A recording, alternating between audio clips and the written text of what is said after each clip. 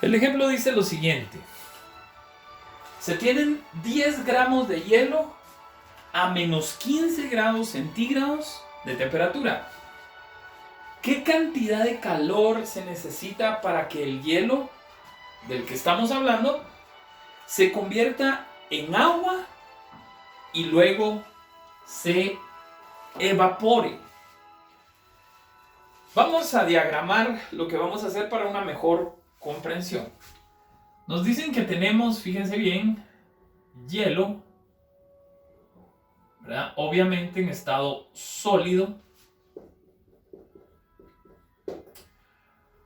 en una cantidad de 10 gramos a una temperatura de menos 15 grados centígrados. ¿Qué fases o qué transiciones va a llevar este hielo, va a tomarle a este hielo para llegar a convertirse en vapor? Imagínense. Primeramente vamos a llevar este hielo que está a menos 15 grados centígrados a hielo también, pero a una temperatura de 0 grados centígrados. ¿Sí? Siempre va a ser hielo, pero a 0 grados centígrados, y vamos a tener siempre la misma cantidad. Vamos a asumir que no hay pérdidas.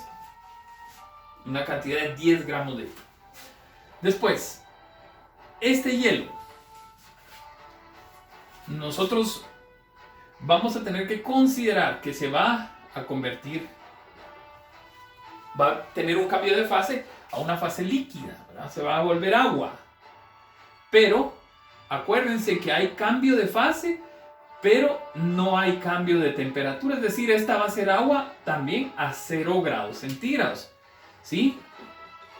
Esta es agua y la cantidad va a ser la misma. Es decir, cambio de fase más no cambio de temperatura. Después vamos a llevar esta agua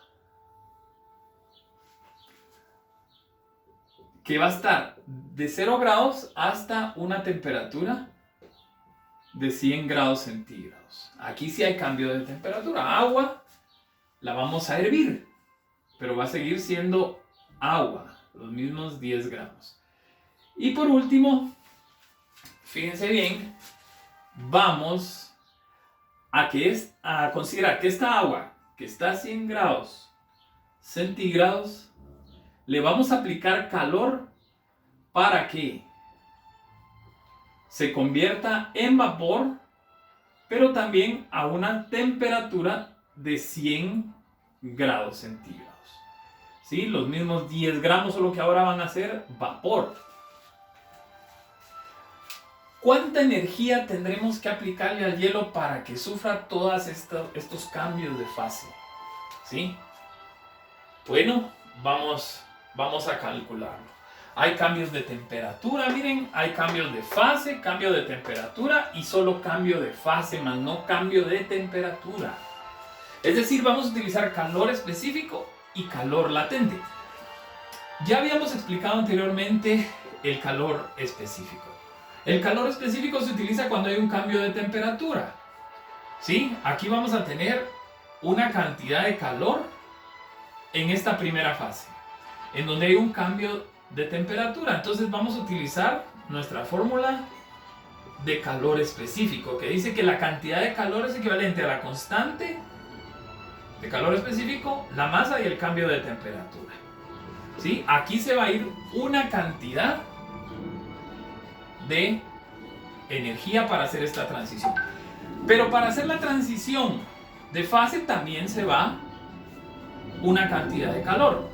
Esta cantidad de calor, como es cambio solo de fase, no de temperatura, se va a calcular mediante el calor latente. Y por acá lo vamos a escribir, la cantidad de calor. Fíjense bien, cuando es calor latente, eso no lo habíamos explicado, es igual a la masa por la constante de calor latente. Eso se nos había escapado. Aquí está, por favor, considerarlo, tomarlo en cuenta. Entonces, la cantidad de calor en esta fase, como es por calor latente, sería nada más M por L. ¿Verdad? La masa por la constante de calor latente. Ya vamos a desglosar cada una de estas partes. Después miren, hay otra cantidad de calor que vamos a necesitar considerar, ¿verdad? Esta cantidad de calor es por un cambio de temperatura, entonces volvemos a utilizar calor específico. Y por último, hay otra cantidad de calor que vamos a necesitar utilizar para llevar el agua líquida de 100 grados centígrados a vapor a 100 grados centígrados. Como hay cambio de fase y no cambio de temperatura, entonces aquí otra vez es calor latente el que vamos a utilizar. ¿Sí? Y ahora ya solo es de aplicar las constantes y sustituir lo que tenemos acá. En sus formularios de física aplicada ustedes tienen esas constantes para calor latente, para calor específico. Aquí estamos hablando de agua. Entonces ustedes pueden verificar en sus formularios lo que vamos a sustituir acá. La constante de calor específico del agua, del hielo, perdón, porque aquí estamos hablando de hielo, es de 0.5. La masa son 10 gramos. ¿Y cuál sería el cambio de temperatura de aquí para acá? Bueno, son 15 grados centígrados, ¿cierto? Ahí estamos sustituyendo el calor específico que vamos a utilizar en esta primera fase. Siguiente fase, la cantidad de calor. Acá siempre estaría en función de los 10 gramos que venimos manejando por la constante de calor latente de fusión, porque aquí estamos hablando de la parte de fusión, que ustedes recordarán que era de 80 esta constante. Acá vamos a sustituir ahora el calor específico. ¿Cuál es la constante de calor específico del agua ahora? No del hielo, sino del agua. Es 1, eso está en su formulario. La masa sigue siendo 10. Y el cambio de temperatura en esta parte es de 100 grados centígrados.